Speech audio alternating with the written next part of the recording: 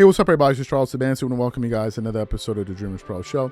We cover everything from sports, hot topics, classic debates, entertainment, and we give you guys a fresh perspective on things and how we see them. And today we have a pretty interesting show for you guys. But before we get into it, please make sure you like the video and subscribe to the channel. Now, I want to get straight into this topic here. As you guys know, the Lakers went out there and basically had a very, very embarrassing loss yesterday. And if I'm being totally honest with you, I was surprised to see that the Lakers lost that game. They were playing against the Chicago Bulls, and let me just look at the Bulls record quickly, who are, think about this, they were 11-17 coming into that game.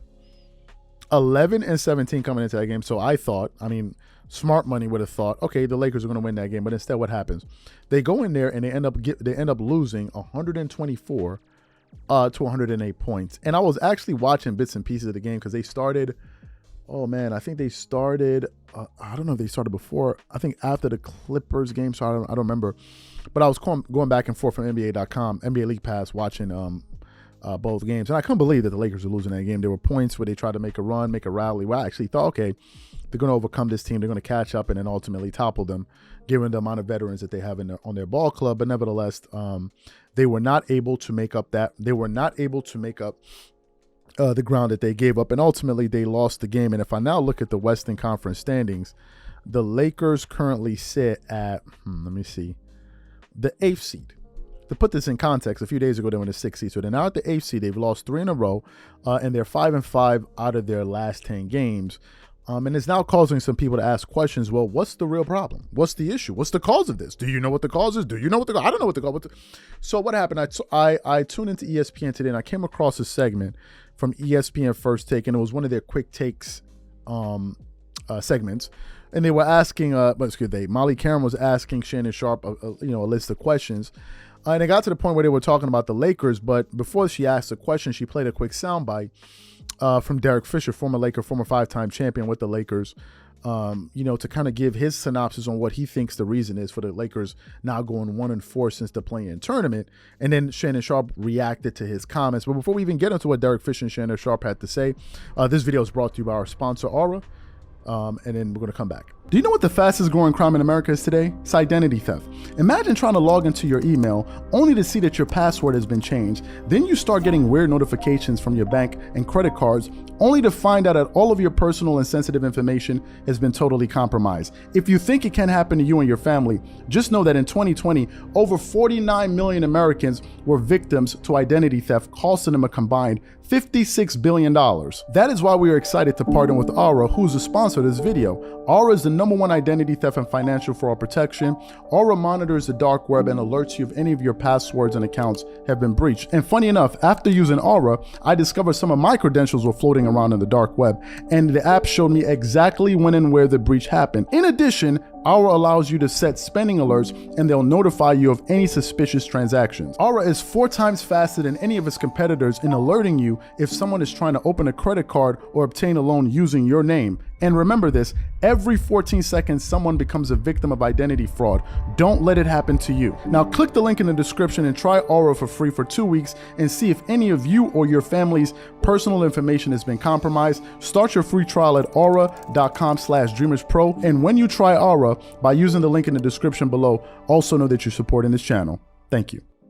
So what we want to do is want to quickly play what Derek Fisher had to say and then play what Shannon Sharpe had to say in response to the, some of the woes that the Lakers have been facing, and then we're going to come back and continue on the show. Take a listen to what Shannon Sharpe had to say here. Another night, another Lakers loss. LeBron and company fell to the Bulls by 16 for their 3rd straight loss. They're 1-4 since winning the in-season tournament. Derek Fisher had some thoughts on what's going on in LA.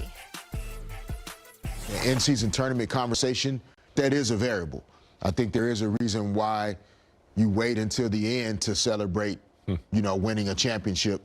Or go into that mode. Yeah, or go into that mode Playoff where, mode. For 3 or 4 games, you raise to that playoff level. We know that after the season ends or after you win it or wrap up, there is a letdown. All right, quick take, Shay. This one's for you. Interesting point there by Derek Fisher. How concerned are you about your Lakers? Well, I'm concerned because they're not playing defense. They allowed the Bulls to shoot 55% last night. They had 8 players in double figures. And since the in-season tournament, D'Lo hadn't been able to locate his shot. He's shooting 34% from the floor, 22% from the three-point line. That's not good enough. The scoring load, the onus has been on LeBron and AD is still having problems with those hips. And guys that were brought in to defend, the Cam Reddish, the Taurean Princes, I don't see the defensive effort that I need to see when you allow a team to shoot 55% and 8 guys are in double figures. Yes, I am concerned. I don't know about no letdown, but they need to pick it up. So you heard what Shannon Sharpe had to say. Here are my thoughts. Listen, some people are attributing this to the play-in tournament. I got to ask you guys a very serious question. Excuse me, how hard was the play-in tournament? Did they fly to Jupiter to go? Did they go to Tokyo to go play that game? The final, or did they just fly to Las Vegas, a place you can just fly to from LA? Yes, it must have been some emotions in it, but for God's sakes, they did not just come off a 2-month playoff run. The play-in tournament was a thing that was happening on Saturdays and Fridays, like just these games that were just popping up at various points of the night in the regular season. I don't think it was, oh my God, they come. And that's okay. Let me ask you guys a question. And let's think about this sensibly. If it is, in fact, the play-in, and let's say the play-in equates to a 7-game series, because that's how many games you need to win it, are you telling me that if the Lakers go through a playoff series in which they play 7 games to advance to the next round, you're telling me that they're supposed to totally lay an egg the next round because they're tired? No, I'm trying to figure this out. Are you telling me that, okay, they went through a 7-game play-in tournament? Good. So if they now move to the next round in the playoffs where games are more intense, where you can play more physical, you're telling me that they should be totally gassed for the next 7 games? Here's what I think. I think that there was a financial incentive for the Lakers and those teams to play hard, and that's why they played hard. There was money to go after. And in this case, it wasn't guaranteed money. But you're talking about guys that are worth a few $100 million want more money? Yeah.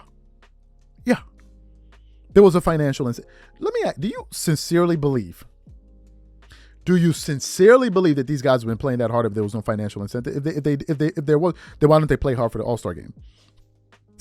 They didn't play hard for the All-Star game, and they actually had cash prizes for various organizations. They didn't care. The financial incentive is gone, and therefore the care is gone. They don't care. I don't buy it. Oh my God, it's a fatigue and blah, blah, blah. Man, please. I'm not buying it. These are supposed to be the most conditioned basketball players in the world, and you're telling me they can't recover from a play-in tournament? Are you freaking kidding me? I don't buy it. I don't buy it. They're not playing good basketball, period. Let's not put it on the in-season tournament. They did not win the championship. Let's stop. Let us stop. I watched the Clippers play for 2 months or 2 straight rounds, damn near, and only get 1 game off for like 2 straight rounds in the playoffs, 2.5 months in the playoffs. And they were playing every night. So what's the excuse here? I'm not buying it. Y'all are playing games with fans. Oh no, it's the emotional letdown of what? They didn't win a championship. What are you talking about, the emotional letdown? So if the team gets to the playoffs by the second round, we're gassed, man. We can't play anymore. We're out of here. I don't buy it. I don't buy it. And in the playoff teams are usually playing every other night. I don't buy it. I don't buy it. They're just not playing good basketball, period. Don't try to put it on the play-in tournament. They did not just play. They didn't just come from the finals. Like, I'm sorry. I'm not going for it. And I don't think you should either. I'm sick of these excuses and all of the games that people play in the media. Call it like it is. And I don't buy it. These are my thoughts. Whatever you guys think, please leave your thoughts and comments in the comment section. We catch you guys on the next show. Peace.